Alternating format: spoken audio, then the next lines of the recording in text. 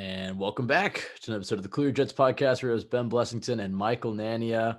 Michael, we have a very special guest on the line. This is a guy I very much consider a friend of the podcast.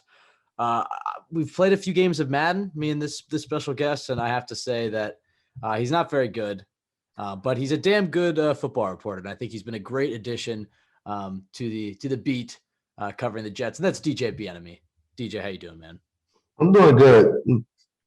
Chill out on the you're not good at Madden. You beat me with the Packers, and I had the Jets. I'm just saying. That was your call. I said I would beat you with the Dolphins, and then I also said I would go back and beat you with the Jets. I don't think you beat me with the Dolphins. The first game we played, he did take me to town. But since then, I think I'm undefeated. So yeah. You beating me. You beating me. You know, with you beating me since. But it's all good though. Like when I talk to Ravens though, I really smash you with no. Who do you think would give you the closest game on the team out of players on the team? If you had to play somebody, who do you think would have the highest? That's a good question. It depends who plays Madden the most. Cause a lot of NFL guys actually aren't good at Madden because they don't have time to play. Yeah. So like, yeah, that's not the case with me. Yeah, I genuinely do not know. Like, I haven't asked enough to know which guys actually like play Madden a lot. Probably not many. But what was your first year covering the team like? I mean, before we get into anything, because you joined like right around now, right?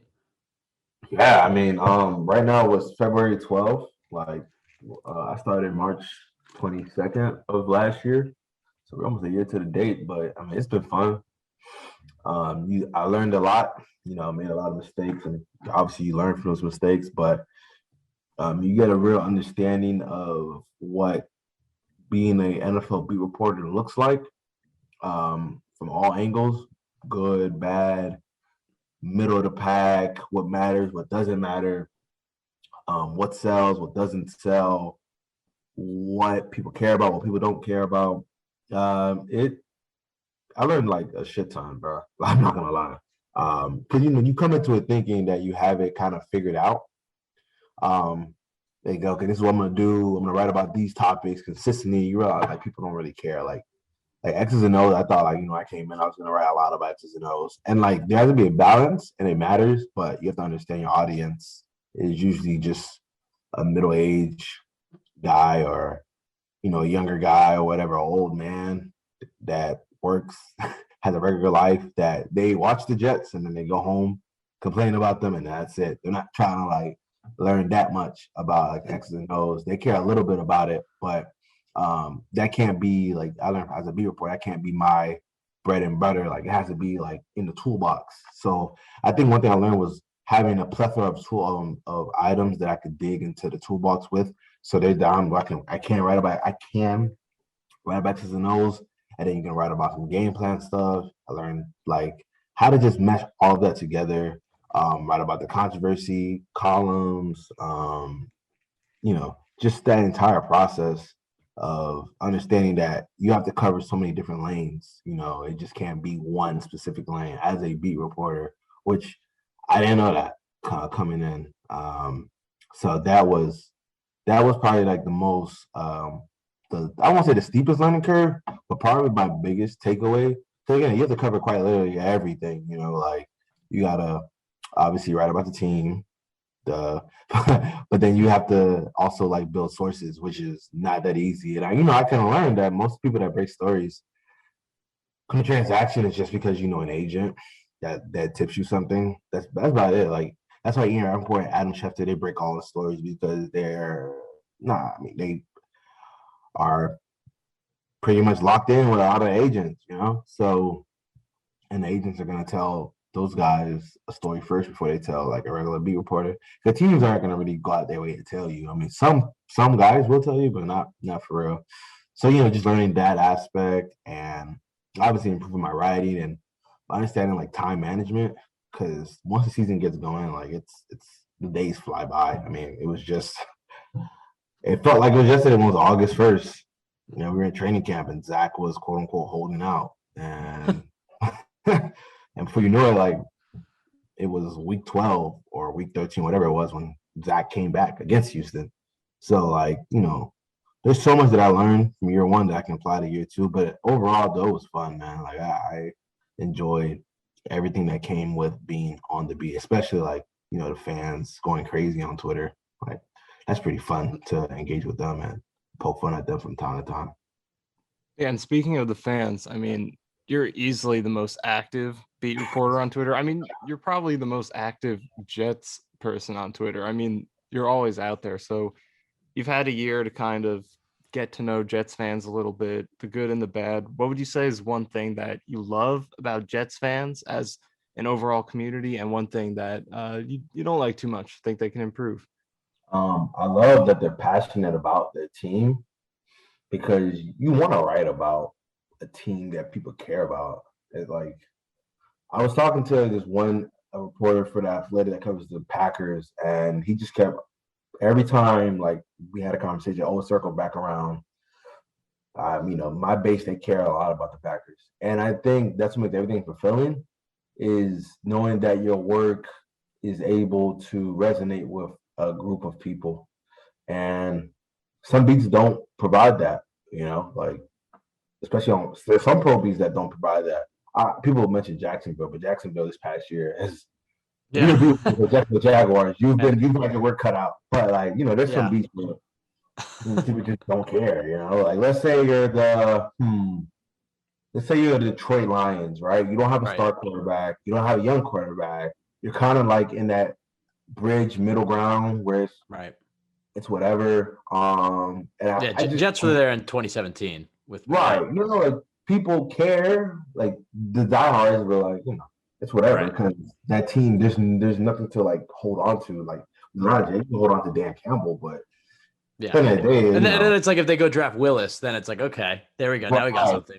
Exactly. Yeah, at least with the Jets, they had Zach, even though he wasn't playing well at all, but at least there was something that I could consistently center my attention around. And but again, like Jet fans are super passionate, and I think that's my favorite thing about them. Now my least favorite thing is probably like it's the whining that they think people are picking on the Jets. Like, bro, like if you guys win more, people will say nicer things. And that's what it comes down to. Like, I think Jet fans forget that like people aren't really piling on. It's just like your punchline right now because you guys have only had one winning season since 2010, and like it's not even like okay, you guys are like 7-9, 8-8, 6-10.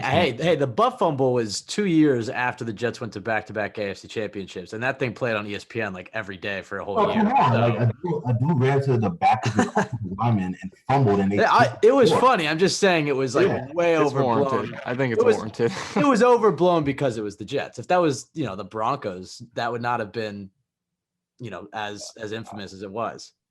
Jets, Patriots, Thursday Night Football, Thanksgiving. Let me push back. We still talk about. Well, we still you'll still see the highlights of when the Indianapolis Colts went for it on 4th and 2 with their punter under center. We still see those highlights. So I think it's more about. Yeah, but the Buff fumble was a different. I mean, the Buff fumble is like. I mean, as far as football go, it's probably number one in terms. I'm not gonna act like the Jets being in the market that they're in doesn't heighten. When you guys have some of your laugh at I think we're hypersensitive, but I think it's warranted. I think the Jets do take some straight bullets. You guys have made the playoffs over a decade though. And that's like I feel like some of it is warranted. Like some of these stray bullets will be like I'll be watching some random. I guarantee you, it might happen tomorrow. It probably will happen. The Bengals during the Super Bowl, they're gonna mention like, yeah, somehow they lost to the Jets, and then they'll make fun of the Jets. I mean, like it just happens like you guys were 4-13 though. Yeah. Like exactly. So yeah, if they win, they'll get more attention. But that's what I'm saying. But like you gotta understand, like if you like the Giants get crapped on a bunch now. I mean, when you're in the number one market, number one media market in the entire world, like this is what's gonna happen. Like it's gonna be much more eyeballs. Yeah, it's just been bad like on the field, so it's bad off the field. I agree. Like if they're good, they get talked about.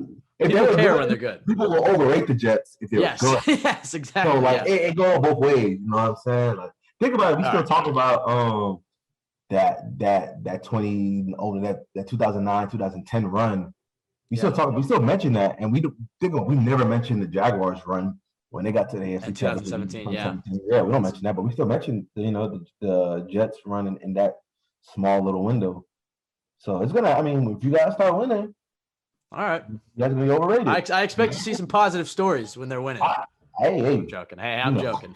I write positive stories. I will say, I thought, and Michael, I mean, I know you have a question here, but I thought DJ was about as balanced as you'd want to report. And I know people are going to disagree with that. I agree. But I really thought, DJ, you played things about as well. Because you have to remember, you're not a fan of the Jets. You're actually a Dolphins fan.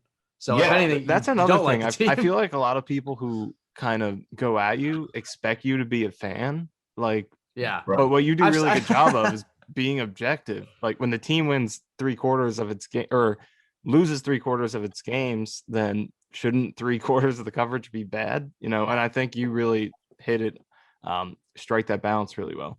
Yeah, man. I still, my mentor Tyler Dragon, who now works for USA Today, always says like, regardless if they're winning or losing, well, if they're losing a lot, try to find positive stories, and like I would still try to do that regardless, because on game days you're gonna be able to find things that are you can write positively about. Like when the Jets lost to the Bills week 18, like obviously the offense was terrible, but like the defense did play well to an extent. Cornerbacks held up in coverage, ran in like some of those inaccurate throws in the win, but they still held up in coverage.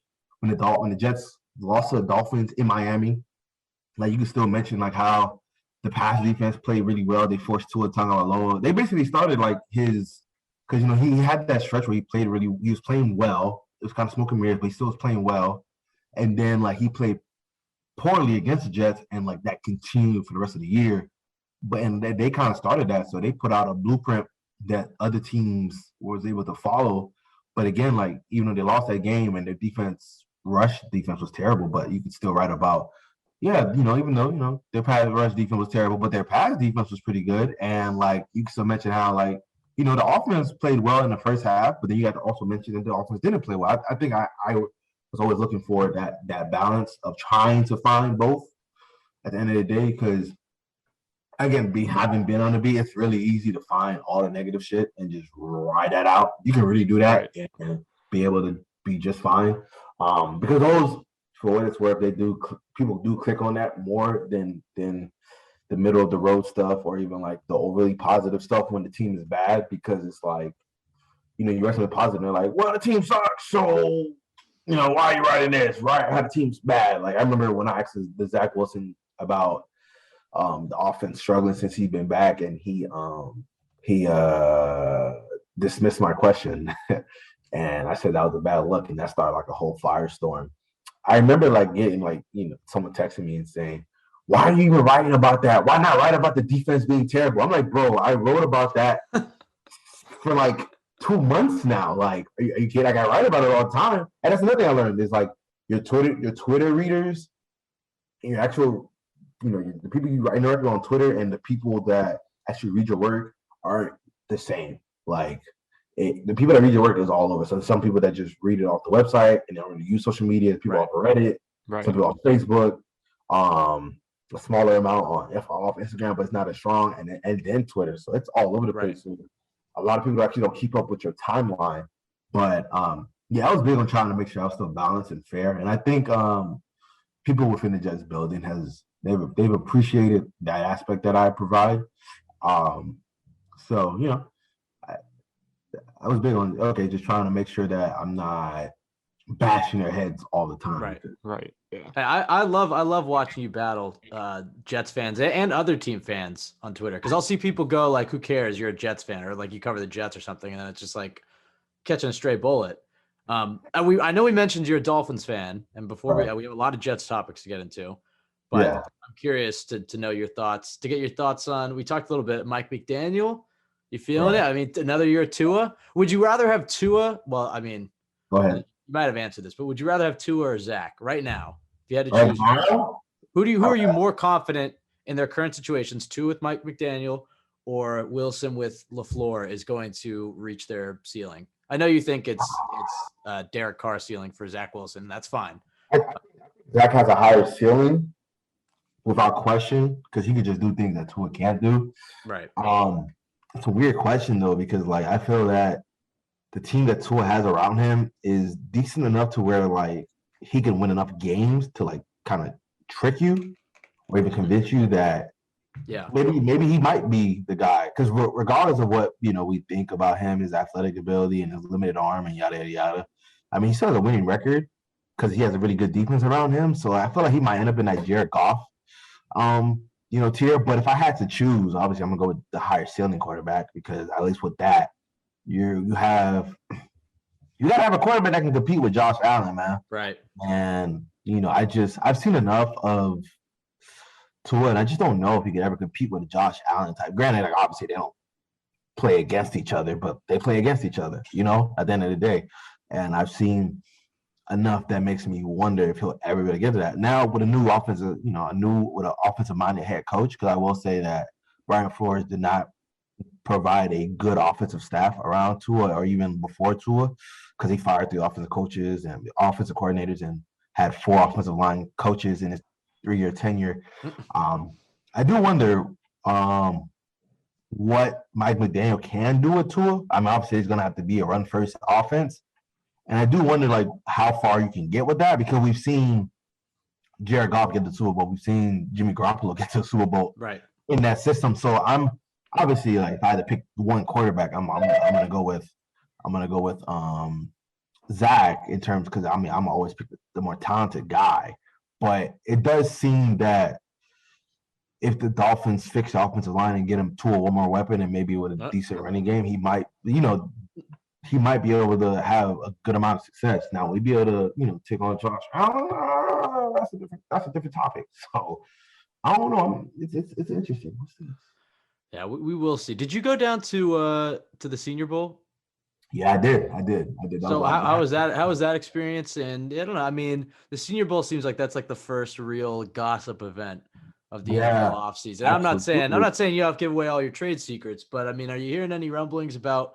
Is this the offseason that Joe Douglas really, do you think, really goes for it and goes aggressive, or do you think this is another? I know the plan that's been reported is like, okay, he wants to have the Jets ready to compete in 3 years. Obviously, maybe that gets delayed a bit with Saleh. So it's like, okay, is this one more offseason of stockpiling, or is this the one where you think he really gets aggressive in free agency and goes after some of the guys that maybe you'd only want in like a, quote unquote win now situation?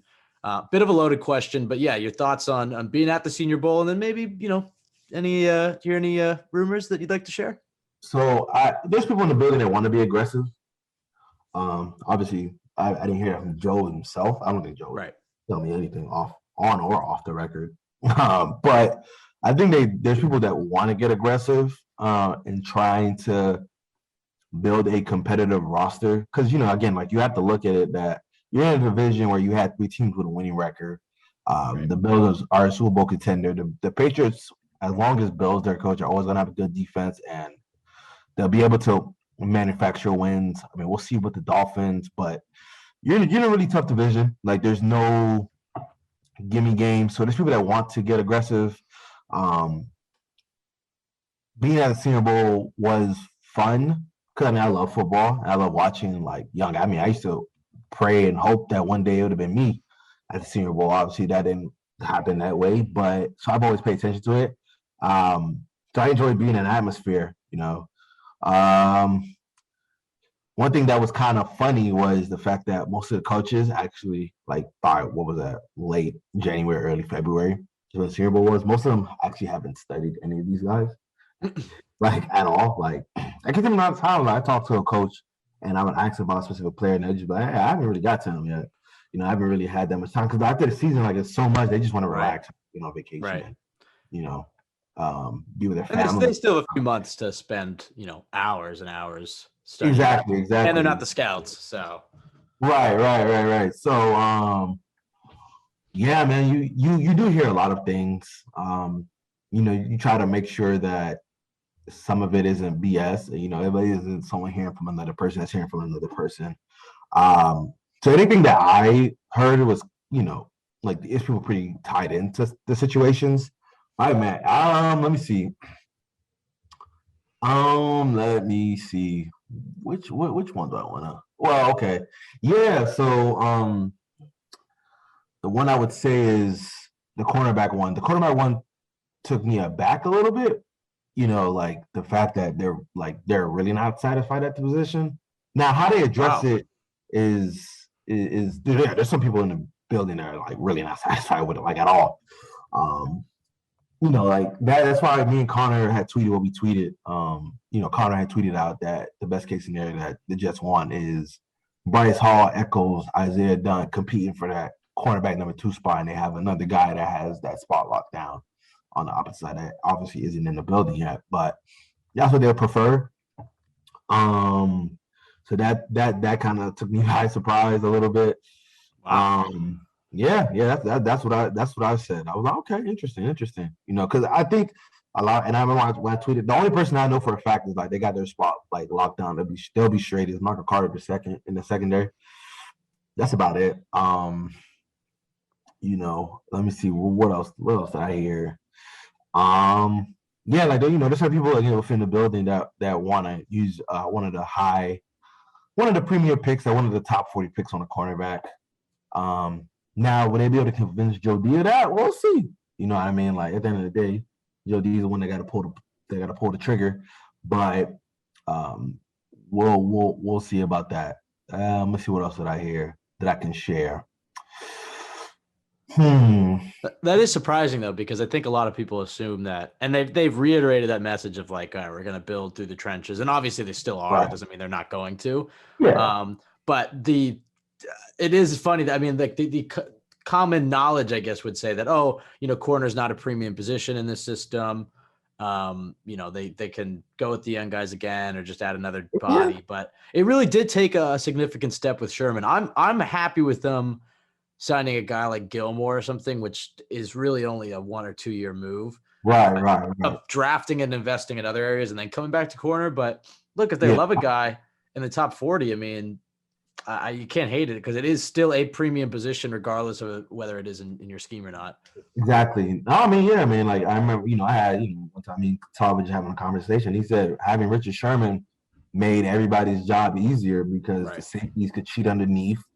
And I have to worry about, what's happening on Sherman's side, and quarterbacks sometimes they even throw his way, and that allowed them to be able to, run certain coverages that could help force the quarterback to hold the ball. And then when they had the D line that they had in San Fran, obviously that's why they were so dominant. That helped because rushing coverage go hand in hand. You can get after a quarterback, but if the back end isn't playing that well, then that pressure can only get there a couple of times, and regardless of the fact, quarterbacks can play under pressure, and it makes it a lot easier when their guys are still getting open, regardless of how much pressure the quarterback is feeling. Some instances where the pressure will affect the throw, but some quarterbacks can play within that. So that's one thing that did take me aback. Obviously, we heard about the Mekhi Becton situation. I did also hear that, he has to grow up a little bit. I think the weight got around 385. That's what one person told me. But 385? Yeah, 385. So nice. I mean, some people mention over 4. I'm not too sure. I can't really speak to that, but let me see what else that I can think of. Let me see what else. So did the knee? I don't know how much you heard, but did the knee heal? And it was just by the time it healed, he was out of shape, and it. I think my guess. I think the method that the Jets went with just didn't work for Mekhi. I think. And I think it was probably they were thinking short term versus long term, and it just didn't. His body didn't react the way that they had hoped. So it's a bit of an indictment on their staff, the one that they assembled this offseason. Right. Yeah, and I agree. I think it was pretty obvious, the way anybody with eyes, if you're a casual person walking down the street that doesn't pay attention to football, and you happen to walk into a bar and watch a Panthers-Jets game, and you saw Mekhi get hurt, there's no way you think that person's coming back in that same season. So I think, when he dislocated his knee and sprained his MCL, right. And that's 370 pounds probably at least. 60 falling backwards. You feel me? So. Do you think that the competition is But how legit do you think that is? Do you think that they're just trying to push him a little bit, or you think Fant has a real shot of staying over there? I think Fant has a legitimate shot of staying over there. You guys pay attention to Salah's press conferences. How often has Salah been that transparent in terms of, I won't say calling out a player, but that transparent in the sense of, dude, they gave Denzel like honestly the entire season they were just saying positive things about Denzel. Right. Salah didn't. I mean, maybe it's a difference between off season and in season, but yeah, no, you're absolutely right that was out of character. That's as as critical as he's gotten publicly. Exactly. I think. Exactly. So I think Fant has a great opportunity to win that job. We'll see though. Mekhi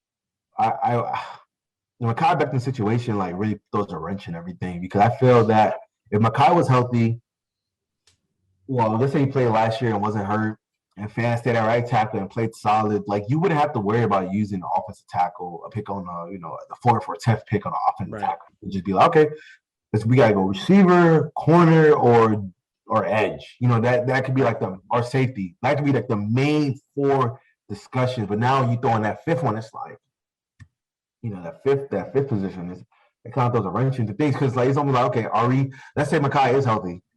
And you have Fant, and let's say you drop the offensive tackle out of North Carolina State, and obviously he's going to be starter. You put him at right guard.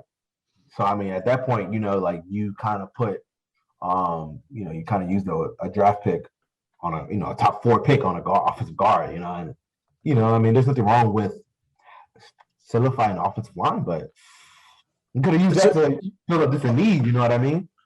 So I know you're very against using the 10th pick on Linderbaum. Oh yeah, absolutely. Because it's not a premium position. So, but in the situation that they take Ekwonu or Neal at 4, you're right. He probably would play guard year 1. And look, maybe they draft him and then he's a Quentin Nelson level guard or whatever. And it's like, all right, you just keep him there and Becton, whatever. And then it's like, all right, well, we just drafted a guard at 4. You can't hate that. But are you worried about the positional value of, using a top 5 pick on a guy who might just be a guard for you? Yeah, you're a little bit worried about that, but at the end of the day, it's kind of like an insurance policy. It's kind of like, okay, well, Mekhi doesn't get right. Now we have this backup plan. And let's say that last year was a fluke for Fant. Fant regresses back to the mean and is more of a average left tackle or just an average NFL tackle. And he will be up. He will be a free agent in the 2023 offseason. That'll give you the opportunity to let him walk, you know what I mean, and be able to still have 2 solid, young, talented, promising bookend tackles with Mekhi, and let's say you get Neal, or you get the guy from North Carolina State. So that's kind of where I'm not as critical if they were to go that direction. Center, that just doesn't even make sense. But if he's an all-pro level center. I mean, the Jets, I don't know if you're aware, but the Jets do have like a rich history of centers going from Hawaii to Mangold back. Yeah, but that was a completely different NFL, though. Are the Bengals and the Rams in the Super Bowl right now because of their center play? No. Not a shot. But, yeah. The Bengals are the true outlier in terms of a team going that far. Okay, what about the Rams? Was their center like all pro? No. What about what about the Packers? I mean, Jason Kelce did help the Eagles win a Super Bowl. He did. I think a great center can really make a difference. I understand what you're saying, and like I do get the argument of like, look, McGovern, according to PFF or most analytics, had a good season. And even on the film, it was certainly better than 2020. But anybody who's watched a Jets game knows that Conor McGovern, especially when handling stunts, when anything that it comes to communication, and maybe it's the shoddy guard play that he's had to deal with. Obviously, it got better when Van Roten was out, but I don't have much confidence that McGovern's our long-term center. No, and an amazing center, I mean, does matter. It's not completely. I'm not saying that it doesn't matter. I'm just saying that if you have solid center play, you'll be fine. Right. Like, again, the Patriots were like top 4 in rushing, and like they had the center. They had Ted Carousel, something like that. I'm not pronouncing that. But like he was with the Dolphins and he was mediocre, and he went to the Patriots and he did a a solid job. The offensive line played extremely well. Like, obviously, if you have the Hall of Fame type talent and, similar to what the Eagles have at center, that makes a significant difference. But I just don't see the upside, especially when you have all the holes that you have on the roster, man.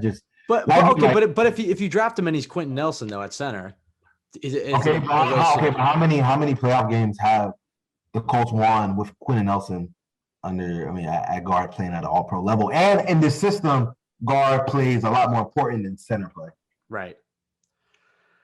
I mean, I'm sure that Quentin Nelson could win a Super Bowl. I don't really think the reason they haven't got to the players is because I know what you're saying. Like, look, they go and take that, if the Jets were in a better situation, like let's say they had a number one wide receiver along with Elijah Moore, Corey Davis, they had a middle of the road number one type corner, and they had defensive line, a solid defensive line. All right, that's cool at number 10.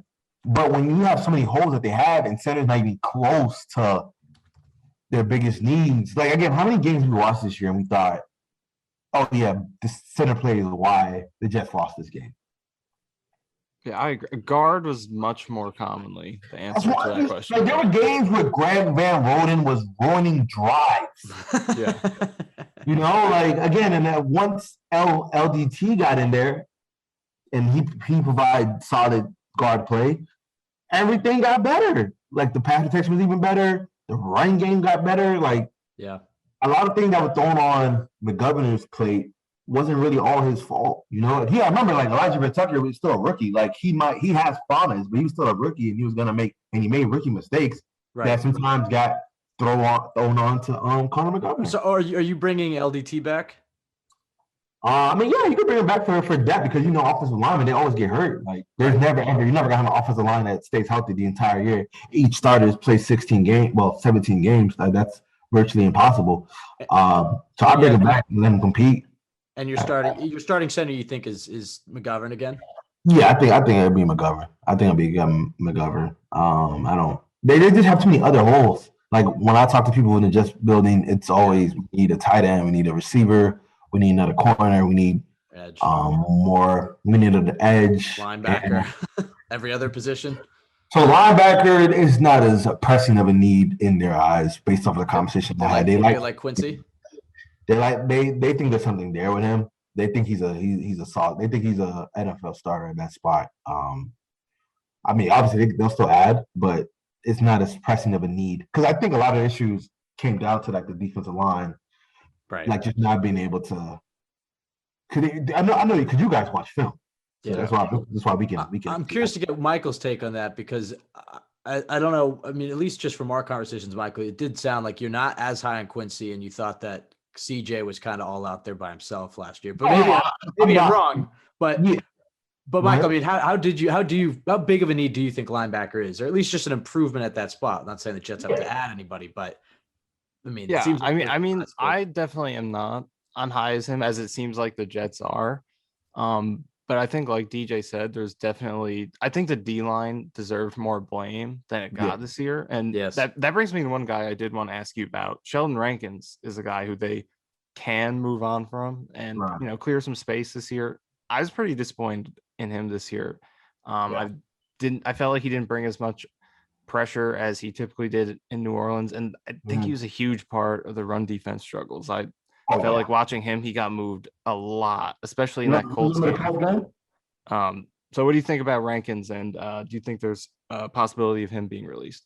Yeah, I think there's a possibility. I don't know if he will be released, but I know it's a possibility because just because it's a business, the cap numbers, and obviously he didn't play up to the standard. He would tell you he didn't play up to his standard. Like, he had moments where he could get into the backfield or get to the quarterback occasionally, but it was too far few in between. And I remember vividly when we talk about the D-line and specifically obviously Sheldon, that Colts game was so alarming because there were so many plays where the offensive guard, maybe there's Quentin Nelson and their center will be able to get to CJ Mosley without any hesitation. Or let's say they'll double team. I remember some play where they'll double team Sheldon or they'll double team Quentin, and they'll be able to drive them back off the ball 4 or 5 yards. And then move off that double team and then get to CJ Mosley, you know what I mean? It's just when that's happening, that's so much on the defensive line, just not being able to, one, handle the double team, and two, create gaps for your linebackers to run down and fill it and stop the run. Granted, still there's some blame to go with linebackers, and also like Marcus May being hurt the run defense too, because safeties are such a important aspect of the run defense in this scheme. But I think that there's a chance that Sheldon could get released based on just the numbers. Will they? Not too sure. I know that would, if they release Sheldon, that would make the media would be sad about that. The beat reporter, because he's a great quote, but he didn't play. I mean, I think he'll tell you he didn't play as well as he needed to. So I don't know if you got the same takeaway, and I know it's apples and oranges, but that was one of the main things I noticed when watching the Senior Bowl, because obviously the Jets coached it, and so you got to see the Jets, the basics of the Jets system. And you just saw what it's like when you have dominant defensive line play, because I think they're the national team. I mean, the defensive line just ate the entire game. And I'll tell you one thing, like I was pretty certain the Jets were going to certainly address defensive tackle. I thought it would be more in free agency, but after watching that game and just knowing that how deep the defensive line class is this year in the draft, like I would not be surprised if they take a defensive tackle. And if a guy like Perrin Winfrey, I think his name was, from Oklahoma, who balled out, won MVP, like, look, if he's sitting there at 38, and the Jets were in there in the meetings with him and they loved him, whatever, like they might take him. Like, I'm not saying that's necessarily the wisest way to utilize your resources, but if you are comfortable with John Franklin Myers staying at edge, at least on first and second down, and this guy blew you away, and maybe you're not sure about paying Quinnen or whatever, like if you think he's an Aaron Donald level player, or, whatever, right, or Buckner or whoever, then you take it. So I would not, that every year there's always a pick that Jets fans immediately are like, what? And then they come around on. Last year, I mean, I think for a lot of people it was Elijah Moore. But people won't admit that, but when he first got taken, people were like, why are we taking Moore? We don't need a receiver yet. We got Mims, Davis, and I mean Crowder and Cole, and that's a good point. And then he's arguably, I mean, what wasn't the Jets' best rookie, but arguably one of the Jets' most promising players, rookies. So I don't know. I wouldn't be surprised if they take a DT. I mean, how would you react to that if they used a second rounder on a DT? I wouldn't be mad at that, man. I they have so many holes that you can't be mad at them if they decide to, like, if they go safety, say they go safety 10, or they go safety in the second round. Nah. They go safety, or they sign safeties. That's fine. That's fair. I have no issues with that. Or they go offensive tackle or offensive guard in the second round. They have so many holes where you can't be mad at them if they go a certain route. Outside in the top 10 picks, I mean, I'm no center, but in the top 10. But man, I wouldn't be surprised if they went in that direction, because there's just, again, so many holes, man. As you guys watch, and you guys watch the film throughout the year, like when people mention firing Brick, I'm like, you guys are clearly just watching the broadcast view, and that is it. Yeah. There are a lot of it came down to them just not having enough talent. Think about Elijah Rodney was starting for them the second he got into the building that same weekend. He wasn't on an active roster. Yeah. Prior to him getting to the Jets, and he was starting. Week one, they started like Sheldrick Redwine and a bunch of, who's the linebacker that played a ton that game? Sherwood started. It was a week one starter. It was Sherwood, and then they also had Phillips or somebody else play. Yeah, Delshon Phillips. Yeah, they had Delshon Phillips play a lot. And it's I agree. Like, when you really watch it and don't just try to, delegate the blame to the coaches, it's like guys are missing tackles, guys aren't creating pressure, they're not winning in coverage. It's like there's only so much a coach can do when you don't have talent. And it's staying on the defensive line. Ben was just talking about JFM. What sense do you get from the team regarding his future in terms of inside or out? Because obviously he played edge all year this year, was a DT in 2020. Do you get the sense that they like him long-term as an edge, or are they open to moving him back inside and getting another start on edge? For JFM would be playing inside. I agree. Because he's, I wouldn't call him a tweener. I wouldn't call him that, but he's basically that, he's in between being able to be a really good defensive tackle and being able to be a really good edge. Right. And, his size and his athletic ability, he could really dominate on the interior, on the outside, he can you can have more success as an offensive tackle with him based on just his ability. But I think they prefer him inside. I think if Kayvon's there, they'll probably take him, and then you can move JFM inside, and I think that would make with Carl coming back, I think that would make the defensive line good, possibly even great. But I think if you could get JFM back inside, I think that's when he could be at his best. Obviously, he played on the edge. I almost had a necessity, but I mean that's where they need him, because coming into the year, you didn't think that Sheldon. You thought Sheldon would have played a lot better than he did this year. You thought Quinnen would have played a lot better than he did. I mean, Quinnen played fine, but even he'll tell you that he didn't play up to the standard that he has set for himself. So I think the long-term scenario is getting another edge that can push JFM inside. Yeah. You brought up Kayvon. What do you make of all the the conversation about him with the competitive fire and the dedication, all that stuff? Do you think there is a chance he gets to 4? Yeah, but I don't think it's because of the noise. I think it's more based off those teams' needs. I think the Jags probably go offensive tackle, whoever it is. And I think the wild card is the Texans. What do the Texans do? Do they go offensive tackle? Do they go safety? What do they do at the number 3 spot? Do they go Kayvon Thibodeau? You know what I mean? It just depends. I think they would. I don't think he gets past him, right? Right. But there's a chance though. Someone close to Kayvon that I was talking to at the Senior Bowl just mentioned that there's no quarterback controversy, so they got to pick somebody to try to create a controversy out of nowhere with. Right. So we laughed about that, but Kayvon not getting past 4, no shot.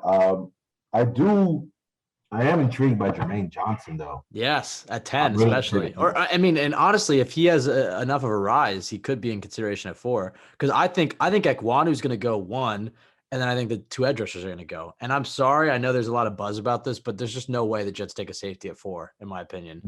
They're sitting at 4, and it's like they're either going to trade down because some team is in love with Malik Willis or whatever, or I think I know some people are screaming Neal, but he's not that impressive to me. And I don't know. I kind of like Jermaine Johnson. I feel like the Jets got to work with him in the Senior Bowl. I think at 10, he's certainly in the running if they go Ekwonu or Neal at 4, but he might be even in the running at 4. I was watching his tape against NC State, and there's plays where he was beating. Hey, how you pronounce his name again?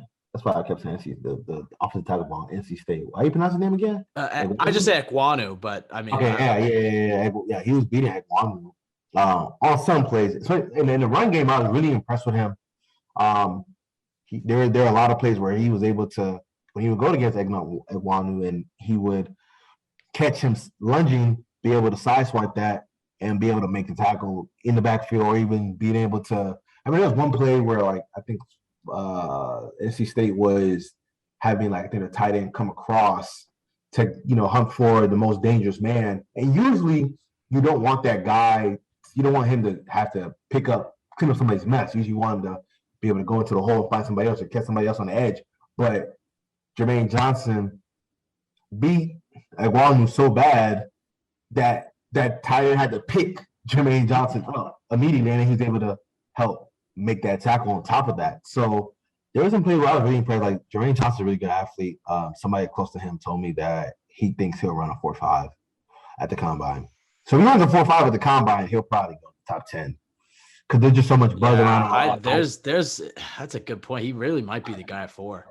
That's what I'm saying. Like I remember I was texting Damian Whitting, because when I'm watching cornerbacks, receivers, I don't really need to ask. I'll ask coaches and former players just to get little tidbits, but I don't need it. It's more me doing it to just sharpen my knowledge on the position.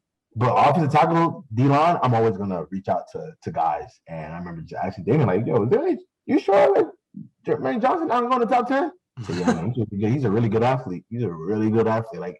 If Jermaine runs a 4.5, I just don't see how.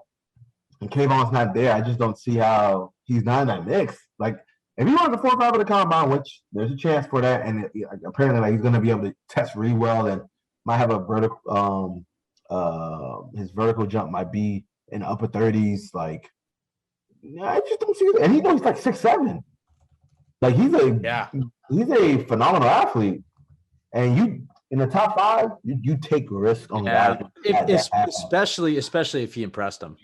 Because if he was in the meeting room and they loved him, and also he didn't play, which may probably just an injury thing, but if he feels like he already sent the message during the week, you know what I mean? He feels like he had nothing else to prove, which means he feels like he had a great week. He did. I think you might be right. So if they go, only a few more questions for you here, DJ, but if they go Johnson at 4, who are you thinking at 10? I know you loving the receivers. It seems like you're loving Drake London. I've seen that on your Twitter. A lot of people are on the Traylon Burks train.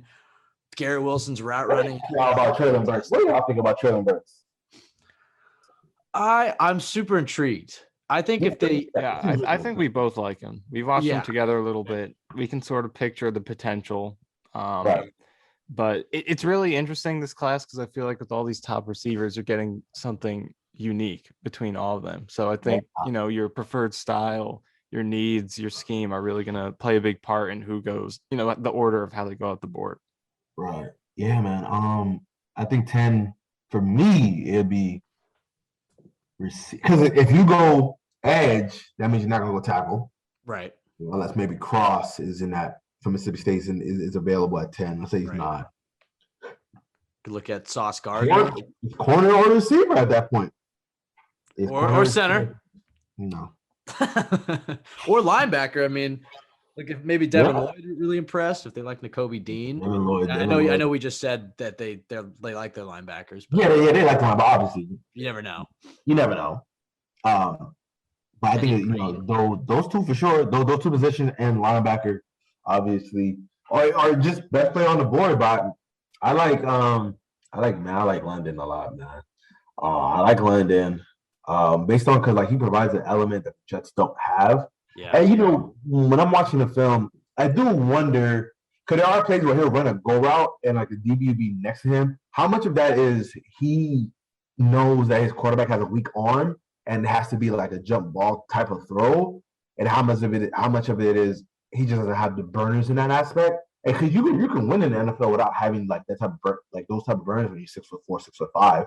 Right. And Mike Evans is a perfect example. Mike Williams, those are good examples of guys that aren't like overly fast, but like they're big bodies that can still make contested catches.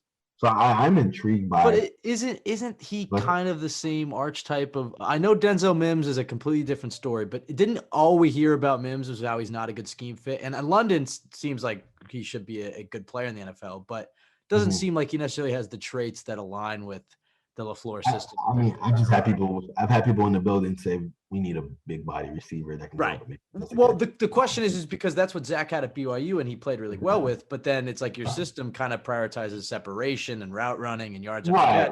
But Drake has route, like he has the ability to run good routes. Like there's plenty of plays where if he has an inside release, he run an inside breaking route. He's created plenty of separation. Well, now I'm not say plenty, but like the way he separates is going to look a lot different than how an Elijah Moore or a Dotson from Penn State or even Garrett Wilson separates, because those guys are 6 foot and under. Drake is 6'5", 6'4", and he can separate with his hands. Because let's say you throw a high pointed pass, he can separate by going up with his hands to go get the ball. He's got that last minute.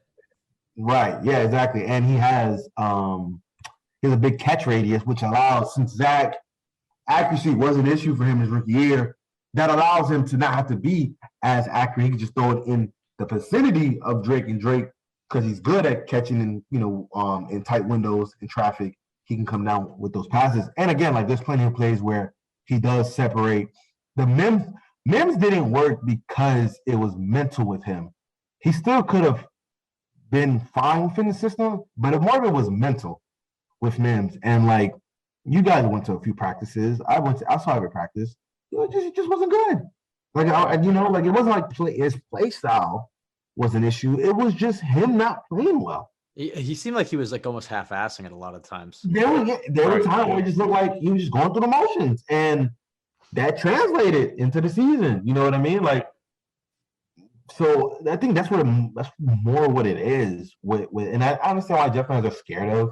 Like if you're scared of Denzel Mims, then like it's funny when I see people say I don't want Drake, and they mention the Mims situation, but then they say they want Burks. Burks from a play style reminds me a lot more. Not obviously not Denzel Mims, but like in terms of he was in an offense that was schemed. Like he gets a lot of production through scheme.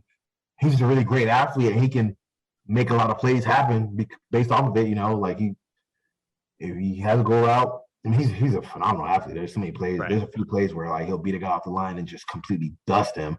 But there's plays where he'll run a post down the field and just completely dust guys. But again, a lot of it is all right. We're gonna create an offense to just get him the ball in space. Right. He's in that big slot role where he doesn't face a lot of press coverage and exactly. So like, wouldn't that be more like if you're gonna mention Mims when you talk about Drake, then you got to also throw Burks into that to an extent. Yeah. When you have a great athlete that you have to worry about, okay, how is his game going to translate when the offense is not centered and catered towards him? But I'm still intrigued by him. I mean, again, my top three, because J-Mo from Alabama got hurt, which broke my heart. London 1A, Garrett Wilson 1B, and then Burks 2. So, like, I like all three of them. There's, I mean, you can like, okay, you don't think the guy's the best doesn't mean you don't like him. I like all three. Like to the point where, like, you guys remember I should mention, oh, maybe they should trade for a receiver. Now I'm like, I don't think they need to do that at all. Like I mentioned, I tweeted it out, but people don't use their context clues. People don't actually like read. Oh, I saw this. And I wasn't even like I was just saying a 1 or a 2. Like it could have been a 1 for 2020. We'll give context. Give context for anybody who didn't see your tweet. The tweet was like I said. I wouldn't be mad if the Jets gave up a 1 or 2 for Calvin Ridley.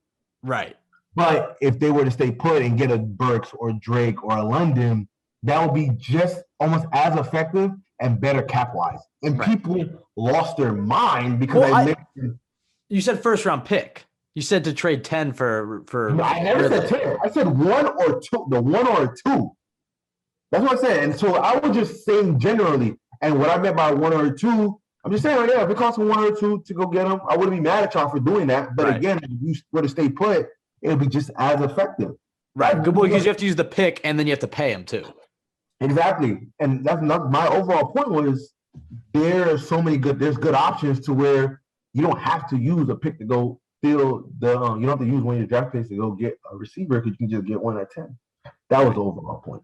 DJ, I have 2 more questions for you. I don't know if Michael has anything else he'd like to add, but one of them won't take too long. But the thing I want to get to, I know I love the draft. It is outside of maybe the opening day and maybe if the playoffs. I love the draft season. I just feel like that is the most fun part of this show. But free agency in March, that first day, that's also pretty tough to beat. I know when people talk about free agents with the Jets, there's a lot of obvious names that have popped up. Like we were talking about Marcus Williams and Dalton Schultz, and we're hearing the same old names. And I'm wondering, is there anybody in that free agent market that either you think the Jets will go after or should go after that is it maybe flying under the radar a little bit that you think is a name that you'd really like to see them add?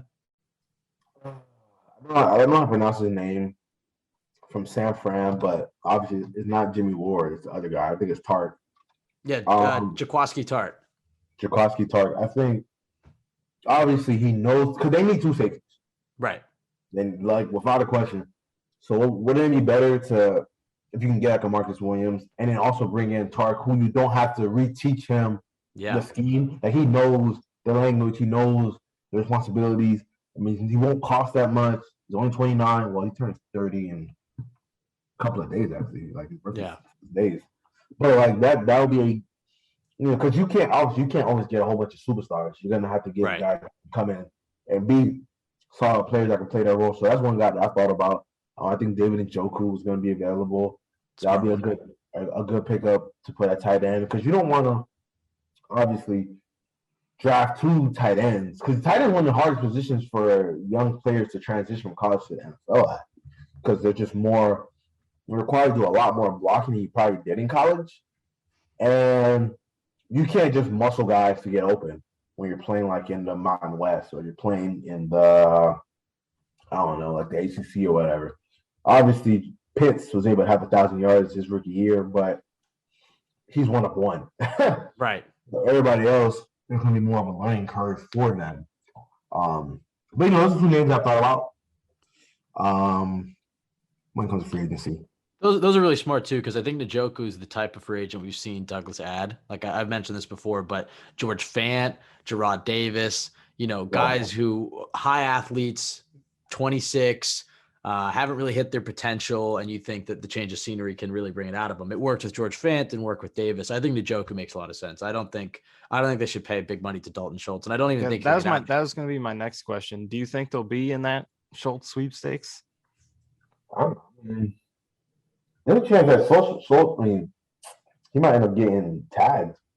Yeah, I don't think he hits the market. I don't think he hits the market. So, and then it's like, Uzama, Njoku, OJ Howard. Who am I? There's somebody else. Gesicki, but he's not a. No. You guys don't want Gesicki. Do you want him to return to Miami, or is he? No, I don't. It's the same system.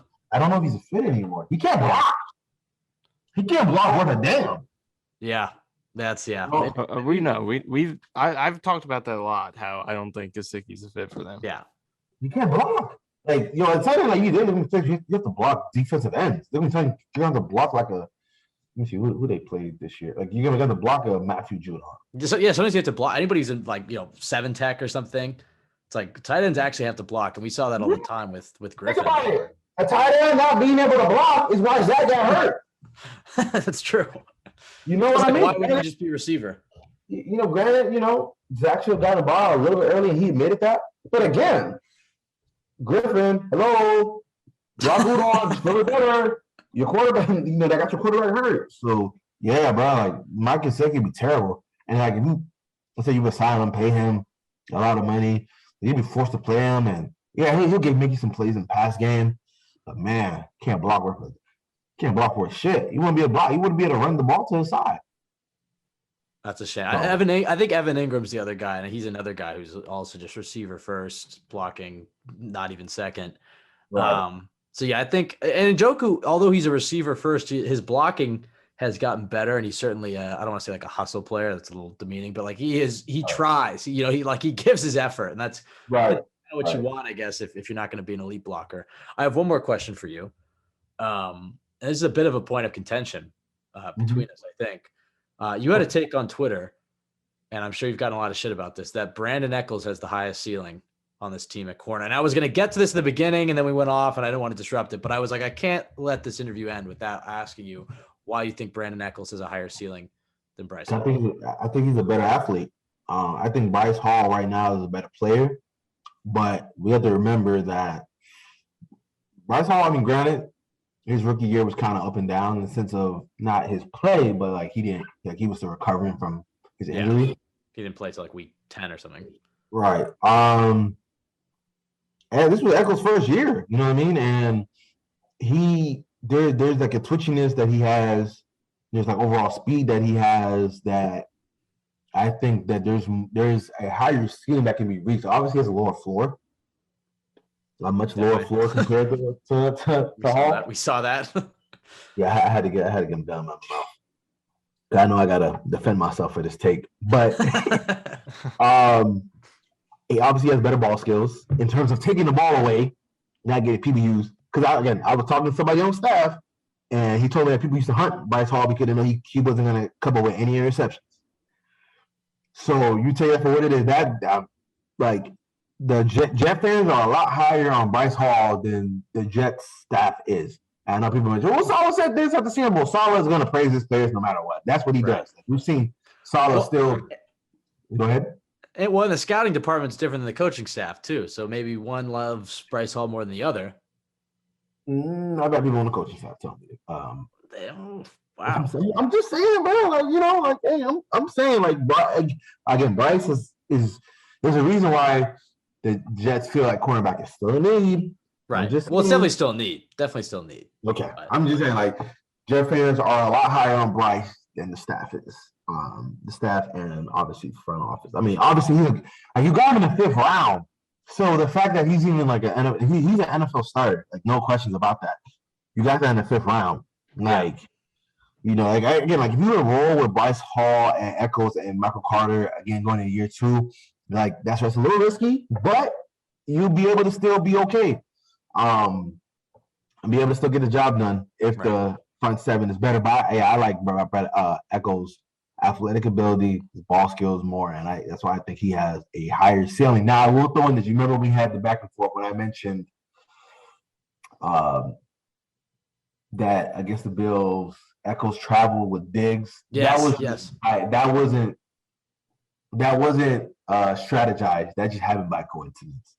It was how does something like that happen by coincidence? That you're gonna have your worst starting outside corner followed like one of the best route runners in football? Because they wanted Hall to be matched up with Davis in the boundary. Okay. And they wanted Echols to be in the field because he played better in that aspect. And Hall, since he's a bigger corner, him being on the boundary, he can use his length to his advantage.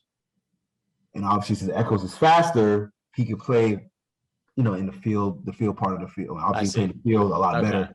And it just happened that Diggs kept going to the field. Right. I see. Side of the ball. I mean, Echols he did as well as you could for a 6th-round pick rookie against one of the best receivers in the NFL. I mean, there were still plays where Diggs would run up. I remember the play he ran like a post corner, and I mean, Echols almost ran to fans. That's what Joe Blewett said to us, where he's like, "There's a difference between a great pick and a great player."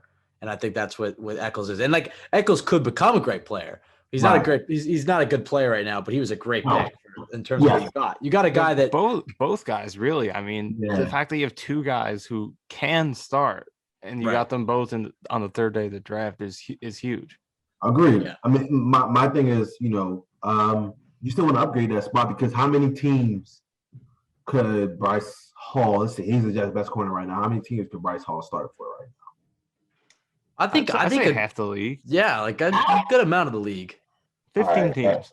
Let's go through the exercise. Because I'm asking. So obviously, I'm about to pull up. Let's go through NFL teams or whatever. I just want to see the names. So let's see. You said half of the teams. So could he start for the Bills? No. Patriots? No. Patriots? Could you start for the Patriots? No. I don't know why I had like that moment of I was just thinking about like the contract situation. But no. Yeah. Dolphins. I think the Bills without Tre'Davious White's a little questionable. Tre'Davious White. Now let's do the exercise in good faith. Okay, just to clarify, so does he have to be one of the 2 best outside corners so he can be first or second best on the team? You know what? I would take Hall over Levi Wallace. Yeah, I say he starts in the Bills. Oh no, bro! Because Levi is pretty solid. And the quarterback situation, they still kept it pushing. They were still locking shit down. So I don't know, man. I don't know. Dolphins, obviously, Howard, Howard and Byron Jones. You guys win that one. All right, this is a good one. The Cincinnati Bengals. Let's start for the Cincinnati Bengals. Yes, I think he's better than Eli Apple. Yeah, yes, I think so. I agree. And I've had a better year than him, though. Yeah, I've had a better year than him, though. I mean, I feel like he was a victim of circumstance in a way. I think Cincinnati. That's fair. That's fair. But I think you put Bryce Hall in that situation. I think he has a great season. I don't know. I don't know. I think half the league's a good number. Just for the sake of the discussion, I give you the Bengals. So that's one team. Okay, one team. The Steelers. They start for the Steelers. They got Hayden and. That's a tough one. Hold on, I don't even remember who's the Steelers corners. Sutton, right? All right.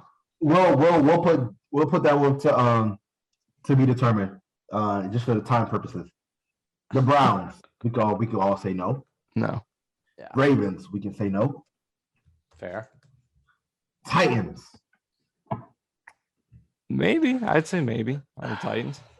Over the Jackrabbit? Over Jackrabbit, no. What about over Fairley and the other kid that they have? I forgot the dude's name, but Fulton, he hasn't played yet or hasn't played much. Right. So does he start in the Titans? I'd give him the Titans. I'd give him the number 2 in the Titans. All right, cool. I think he would start for the Colts. I think he would start for the Texans. So we're up to, and I think he would start for the Jags. So he's start for the whole AFC South. So we're about like 6 teams. I think he would start for the Raiders. I don't think he would start for the Broncos. What about with the Chiefs and the Raiders? Yes, I say the Chiefs. I mean, okay. They got Ward. Who they got opposite Ward? Yeah, I don't know. There you go. I think that's your answer. Yeah, there you go. If we don't know, we go with Hall. That's the strategy. All right, that's fair. So we're at what, like 6 right now? 7. All right. Right? Yep. So that's the AFC. Oh, they got L'Jarius Sneed. Yeah, I'll take Bryce Hall. Opposite Ward. All right, that's cool. Okay, so we got Cowboys. I don't think he starts over the Cowboys. They own the Cowboys. Are we good with that? All right. You're saying he does or doesn't? No, he doesn't. He doesn't. Yeah, I would say no. Okay, what about the Eagles? I would say no. No. What about the Commanders? the Commanders? On paper, I would say no, but William Jackson did kind of have a bad. Both of their corners, both Fuller and Jackson, weren't that good this year. But I just going on pedigree, I guess I'd say no. What about the Giants? So obviously you got James there. James, he's going to start, but and then Adoree Jackson, I think is the other one. Yeah, I mean, so I'd say no, probably. Okay. Probably no. So then we go to the Packers. We don't want to discuss that. The Vikings. I think he just obviously side of Pat P. I think he starts with the Vikings and I'd give him Vikings and the Bears and Lions. I think that's a good division for him. Yeah. Oh, he's off for the Lions because of the Warrior Way. I'm trying to pronounce. I forget his name. And they have Jeff Okudah. Oh, that's true. How has he been? I know he had a tough year. He tore his Achilles. But he had a bad year and then tore his Achilles. I'm sorry. But the thing is, he would still start though because he's number 3 overall pick. So he would still start regardless. Would he though? Over? Yeah. Are we basing it on that though, or like who would we rather have to help us win a game? Oh, I mean, who would you rather have though? Would you have talent-wise? Would you rather have Jeff Okudah or would you have Bryce Hall? I mean, Okudah's really bad. Jeff Okudah, who was really bad coming off of an injury like that. I think he starts the Lions. I give it. And they got Amani or I can't pronounce his name ever. Or Rue Warrier or something. Okay, it was always bad. So what's the number now? What's the number now? We're getting close. We're getting close to half. We were at almost a half, but we're around like what 10? We got 3 in the NFC North. I think we got the whole none in the NFC East, right? Yeah, none in the AFC East. We did like 2 in the AFC West. Yeah, 2 in the AFC West and the entire. That's like 11. Okay.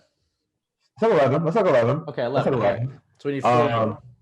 So let's go to the NFC South. The Panthers, no.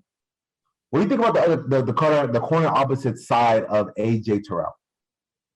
I think you get that. Who's their guys here? Moreau, right? Yeah. I would give him that number 2 spot. The Saints, I don't think he starts for the Saints. I mean, Lattimore, who they have opposite him this year? Let me see. I know the guy. Paulson Adebo. So no, I think you're right. I think Bryce. Let me see. Okay, so then we get to basically the question. I mean, the Bucks. I don't think he starts on the Bucks because what they ask of their quarterbacks, I don't think that'd be a good scheme fit. Yeah, man coverage. A lot of man coverage, zero blitzing. Yeah, you know what I mean? Like, so like basically the whole NFC South is probably doesn't start for them. And now we go to the NFC West. Rams, no. He starts for the Demarius Randall, I think. No, Ramsey and Darius Williams are their top 2. I wouldn't put them over them. Darius Randall. I don't know. Darius Williams, I liked. I feel like at the beginning of the season, I don't know. He was pretty up and down this year. I mean, Bryce was up and down though. Yeah, but I don't know. I feel like Darius Williams is a bigger outlier. He's also like 5'9", starting outside. So, all right. And then we got the Cardinals. Does he start for the Cardinals? Yes, for the Cardinals. Yes. Yeah. Okay. Yes. All right. Yeah. Okay. And then the Niners, I think he. I Probably say yeah. And the Seahawks, probably. yes. Yeah. So what did we get? 14, 15? 14. All right. All right, close. I think Close we to had a half. good take. Good guess. Almost half. So, at best, he's like, he's like in the 20s because there's some teams that, double. So like you have a corner that's probably not top 20. Yeah, I think we can fairly say like he's not top 20. He's probably like not. He's close though. He's probably right around there. I would say he's right around 20. And he's a guy entering year 3 who didn't play half his rookie year. So he's a guy who has some room to maneuver upwards, I think, especially if he can. I'm not saying he has to become a ball hawk, but if he can become a big playmaker. Well, I think that's what's holding him back because it's not like his coverage. I mean, it's key. Like he has moments where his coverage is good, but it's not like he has so many plays where he's just locking shit down and quarterbacks aren't throwing the ball his way. And when they do, he just bats it down because like quarterbacks had a passer rate of 106 when targeting Bryce Hall, and he gave him 6 touchdowns. This year, giving up touchdown, like that doesn't bother me that much because, like, it happens. Like it is what it is. We saw Jalen Ramsey get took for that show against Mike Evans in the playoff game, but like it happens. But again, like, he's not great at playing the ball. He's not great at tracking it, and we've seen that. Really, you go back to like clips against Elijah Moore in training camp, and he does deflect a lot of passes, which is great, but he does clearly struggle with finding the ball and making plays on it, which does limit your potential. Well, yeah, I feel like, especially in today's NFL, getting turnovers is kind of the name of the game. It's like you can give up a lot of yards, but if you're able to force turnovers, especially in big spots, which is like kind of a, it's not an easy thing to quantify, I guess, when you're judging a player. But like, I know I see like Trayvon Diggs getting a lot of hate, and part of that's just because he's a Cowboy. But like, the man has 11 interceptions. Like that's 11 oh shit moments on Sundays. You know what I mean? Like, right. And I understand that he gets beat a lot. He gets beat too. He gets beat his fair share. But again, those game-changing plays. The thing about having covered the NFL, like I think another thing that I learned a lot about is like one possession can change the trajectory of an entire game. Yeah, exactly. So, and for the mentality of the quarterback and the offense, like everything. Yeah, absolutely. Like if you're up, let's say you're up 7-0 and you intercept the ball, you take it back down to like the 10, and then your offense punches it in. Now you're 14-0. In the NFL, like things get queasy when you're down 14 points. Right. Well, also, like think about, and maybe this wouldn't have helped anything, but if J.C. Jackson doesn't catch that interception on the second play of the Jets-Patriots game, or Zach Wilson's first throw, I think he has a different game because it's like he threw one interception and then he threw the second one, and it's like, oh fuck. I mean, like, and then I think it was 4 in the first 10, but that was You're right. That's a great point. Yeah, so I think but as I said, I still think Bryce Hall. This is the year for Bryce. Year 3 is normally the year where you really see a player make a jump. Like if they're really going to be a great player, you normally see it in year 3. And it's like, is he just going to be a solid, good number 2 corner, or is he a number 1 guy? And you'll see that this year. Right.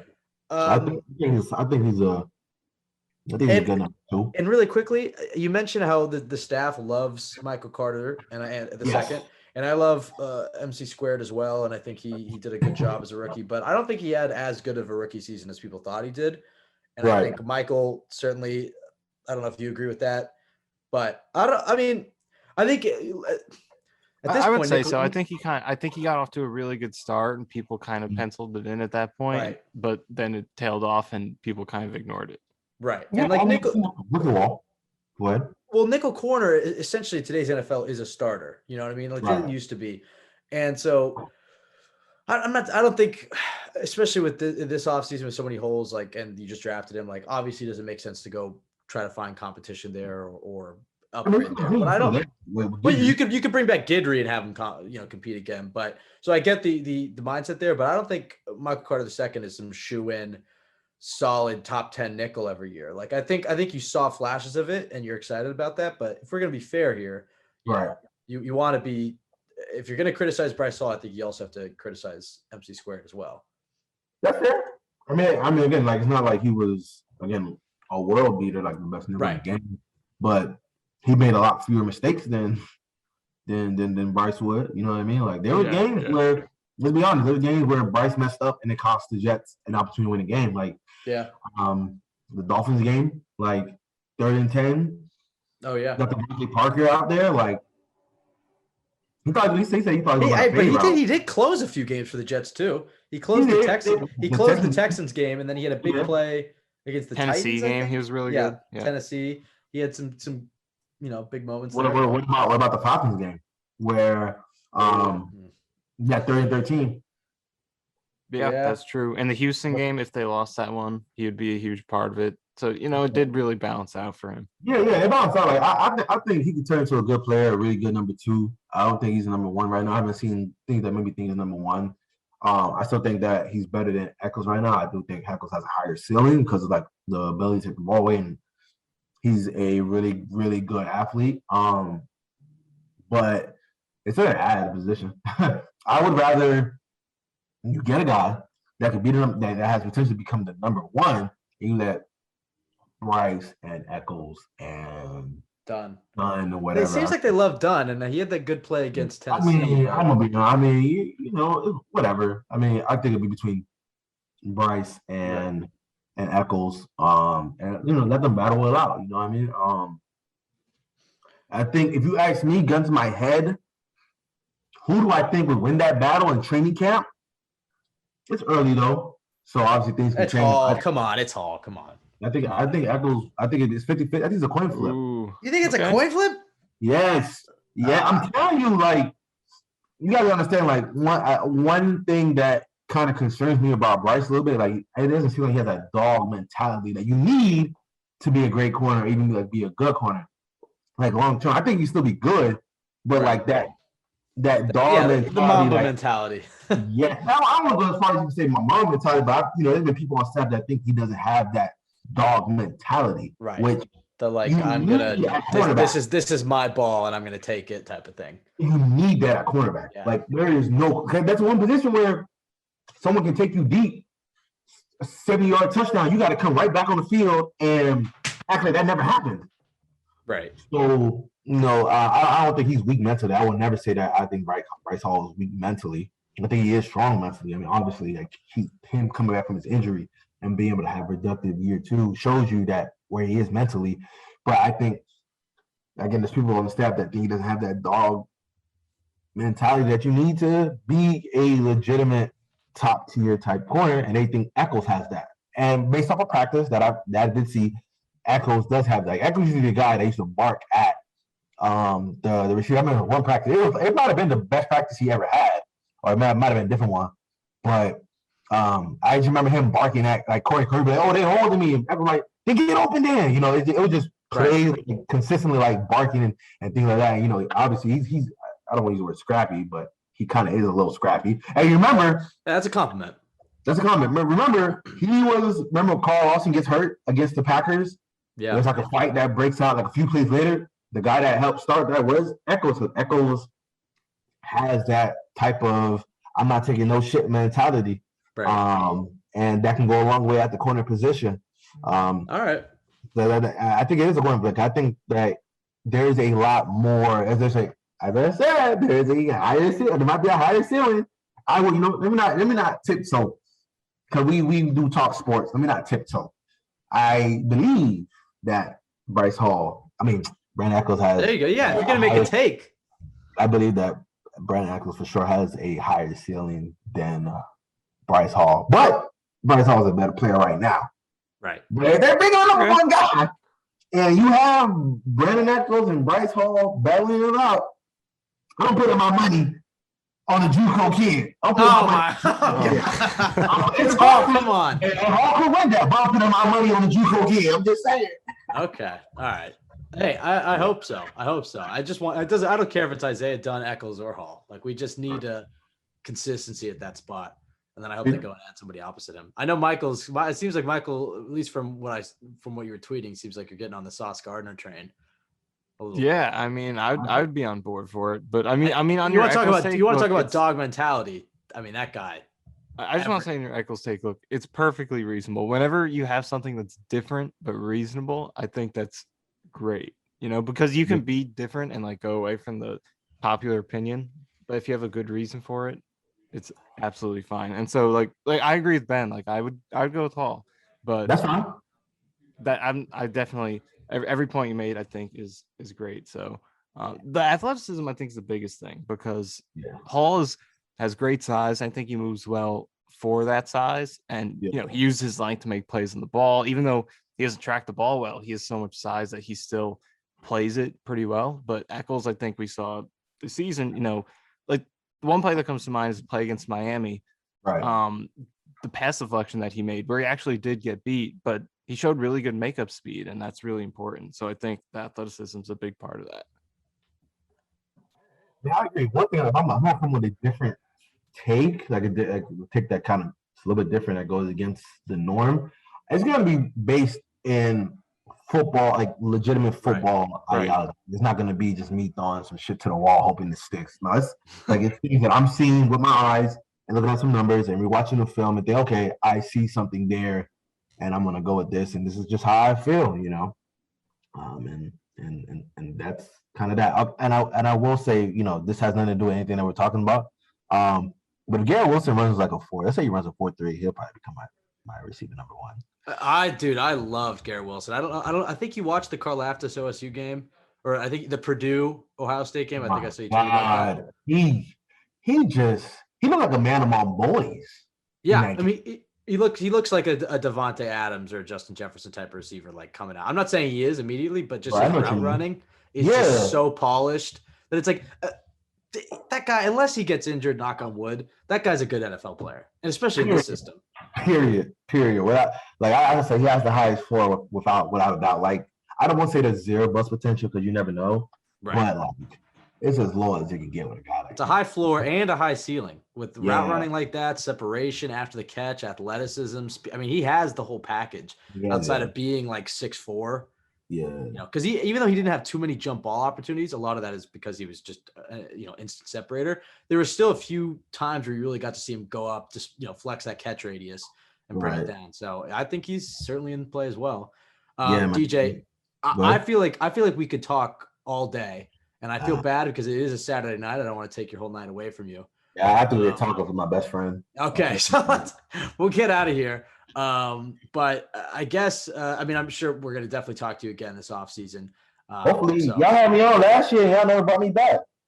We're horrible. Like, I don't want to I don't want to ask too many times, if that makes sense. Because then that puts you in a position of like having to say no, or you feel bad about saying no. But if you want to be on, DJ, we will have you on as much as you want. I'm on. You listen. My DMs are always open. Ben, you have my number. Like, and you can get the smoke and match. You interviewed me for your journalism thing. Like, that's true. DJ helped me. I'm not gonna say no to you guys. All right. We'll hit you up again. Hey, we got free agency next month. The draft after that. Yeah. Mini camp. Then we're gonna have a month where nothing is, so we definitely need stuff to talk about. And then training camp. We're gonna want observations. So, all right. Cool. We'll be hearing from you. And as I said, you can always get the smoke on Madden. We can stream that. Yeah, most definitely. But I'm gonna get the Ravens this time. Okay. I'm gonna get the Ravens this time. I'll beat you with your own team. I'll go with the Dolphins. You won't beat me with the Dolphins if I have the Ravens. We'll see. I know how to beat the Dolphins. I'm Mike McDaniel on the sticks with Tua. Oh, brother. I mean, I ain't gonna lie, Madden, like, you would think Tua, if you use him right, Tua looks great on Madden. Yeah, throwing with lefty quarterbacks, though, in that game is pretty hard. It throws everything off. It shouldn't, but it really does feel like completely different. I know. So. All right. Well, DJ, if let's just be honest, anybody who's listening to this podcast knows who you are, is following you. But is there anything you'd like to plug, whether Twitter, your Instagram, articles coming out? I mean, it is kind of a bit of a downtime until the combine, trying to find things to write about. So, but I mean, let our listeners know what's in the pipeline. Believe it or not, I know I wouldn't say I crapped on the cornerback room, but we had an honest conversation about them. But I do have a feature coming out on their cornerbacks coach, Tony Oden, who did a really good job with them. So I have that coming out. hopefully Monday. I gotta talk to my editor.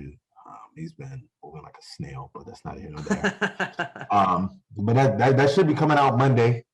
Just writing about Tony Odom and just the job that he did. You'll hear quotes from Guidry, Carter, and Echols. That's awesome. And he's also the guy who in 2020 when he came to the Niners, like he implemented a lot more man coverage stuff into their scheme. Yep. Absolutely. Yeah. We had some good. I interviewed him a couple of times. It was good, man. That's awesome. I mean, and one thing I do like about the staff, like a lot of them, they just seem like human beings in a sense that they're not so like robotic. Like they'll like shoot the shit with you and have regular conversations about things. You know what I mean? Like Tony Odom's hilarious. Like he's a goofball in every sense of the definition. You know what I mean? So, but yeah, that's coming out on hopefully Monday, if not Monday, Tuesday, whenever the bleeper gets out. But it'll be out soon, so be on the lookout for that. Awesome. Definitely looking forward to that. Those position coaches, man. I mean, it can't be overstated enough how important they are, having good position coaches, because those are the guys that really get to work hands-on and develop somebody. When you talk about like mechanics and doing your job. All right. Well, DJ, thank you so much for joining us. For everybody else, you can follow us at CYJ Pod on Twitter, Michael_Nania, myself, Ben W. Blessington. Go to jetsxfactor.com for the best place to go for Jets content. We're recording this Saturday night. I think it'll be out probably Monday morning. We'll probably just wait. So everybody will know the results of the Super Bowl. No point in talking about it, but hopefully everybody had a great weekend, getting off to a good start for the rest of your week. I sound like Lisa Wilson. So I'm gonna get out of here doing some self-motivational stuff. But everybody have a great week. Go Jets.